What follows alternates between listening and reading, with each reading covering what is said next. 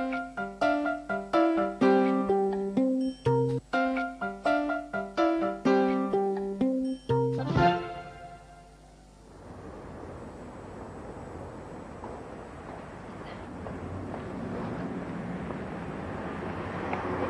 je suis en retard.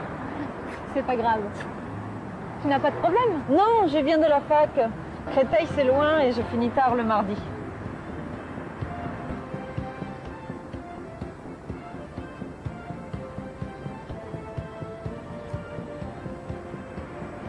Excuse-moi, tu as un léger accent. Tu viens d'où? Je viens d'Italie. Tu es italienne? Et tes parents habitent en France? Non, en Italie, à Milano. Mais ils viennent souvent à Paris. Et tes parents, ils habitent où à Paris? Non, ils habitent en banlieue. Ils ne sont pas parisiens, ils viennent de Bretagne.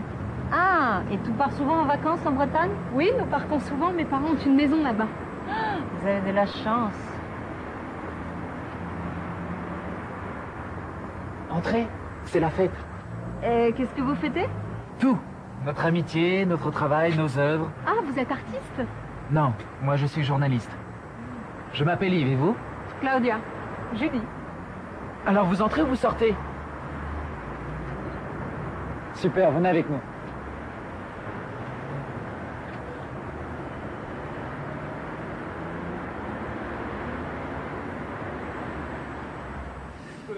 Qu'est-ce qu'ils font, vos amis?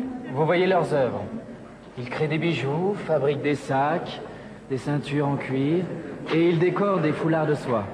Il est très joli. La créatrice aussi est jolie. C'est la jeune femme brune avec le chemisier rose. Et c'est ma sœur. Ah? Vous n'avez pas l'air d'être frère et sœur.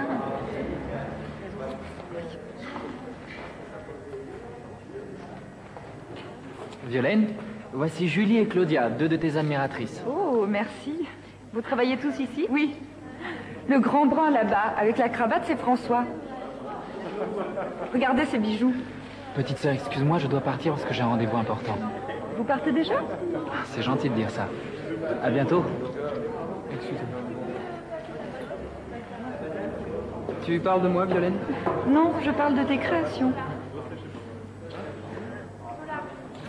Vous vendez vos créations dans d'autres boutiques? Dans d'autres boutiques, je voudrais bien. Moi aussi. On cherche quelqu'un de sérieux pour présenter nos créations. Quelqu'un de sérieux? Mais je suis sérieuse, moi. J'aime la vente et j'aime vos créations. Vous êtes sérieuse, vous aimez la vente, vous aimez nos créations, vous êtes charmante, vous avez un très joli sourire. Vous présentez bien, vous commencez quand?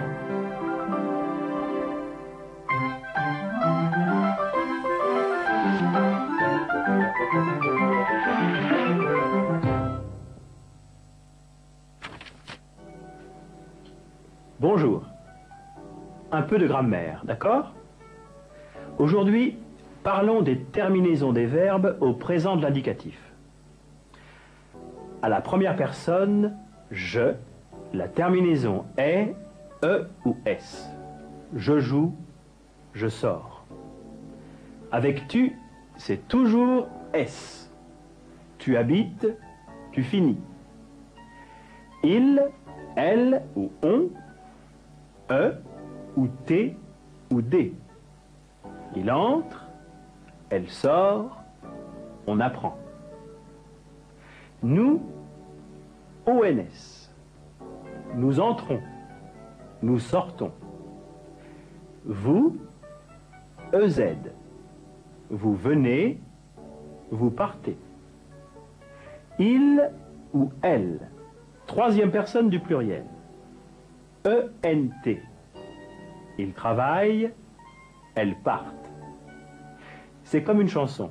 On peut chanter la règle. Je, E ou S, tu, toujours S, il ou elle ou on, E ou T ou D, nous, ONS, vous, EZ, il ou elle, ENT. Entendez-vous? Parlons maintenant des prépositions utilisées avec les noms de pays. Nous voyons ici la Belgique et l'Espagne.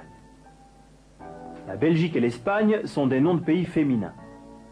Devant les noms de pays féminins, on utilise la préposition en. Nous sommes en Belgique, en Espagne. Nous allons en Belgique, en Espagne.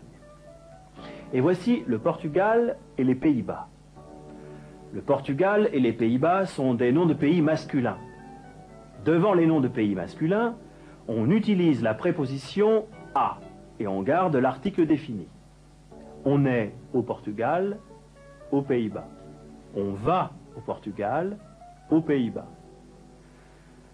Pour indiquer le lieu ou la direction, utilisez « en » sans article devant les noms de pays féminins, en Belgique, en Espagne, en Italie, en Grèce, ou bien « à » plus article plus nom de pays masculin, au Portugal, aux Pays-Bas. Mais pour indiquer la provenance, on utilise la préposition « de ». Sans article devant les noms de pays féminins, on vient de Belgique, d'Espagne, de Grèce, d'Italie, d'Allemagne. Avec l'article devant les noms de pays masculins, on vient du Portugal, des Pays-Bas, du Luxembourg. Et moi, je viens de France. Au revoir.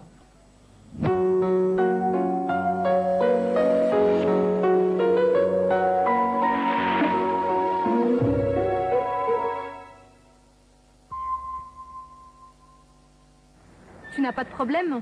Non, non, je viens de la fac. Ça ne va pas? Si, si, tout va très bien. Ça ne va pas?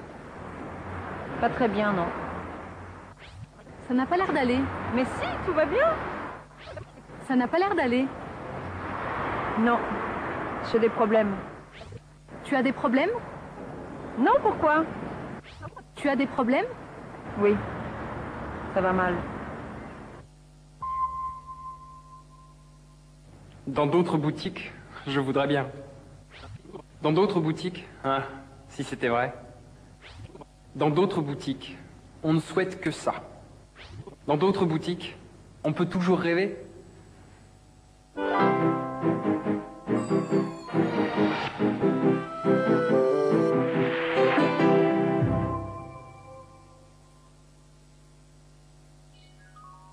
Mais que fait cet homme? Ah, c'est un horloger. Il répare tous les mécanismes d'horloge ancienne. Il travaille avec beaucoup de précision et utilise des outils très particuliers.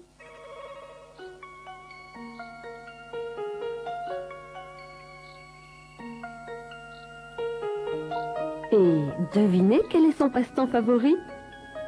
Il fabrique des automates. Il y a aussi des artisans plus modestes. Des centaines de vieux vélos attendent dans cet atelier. Dans cette petite entreprise, une vingtaine de jeunes réparent les vieux vélos. Ils apprennent ici le métier d'artisan mécanicien. Observons maintenant le travail de ces artisans d'art. Nous sommes dans une cristallerie à Baccarat. Les maîtres verriers soufflent dans le verre en fusion, le tournent, le modèle, le sculptent, créent des formes nouvelles.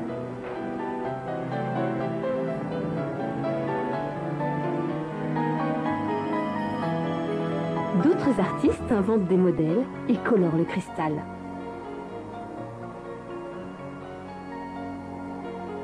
On exporte ces magnifiques objets dans le monde entier pour le grand renom de la cristallerie française.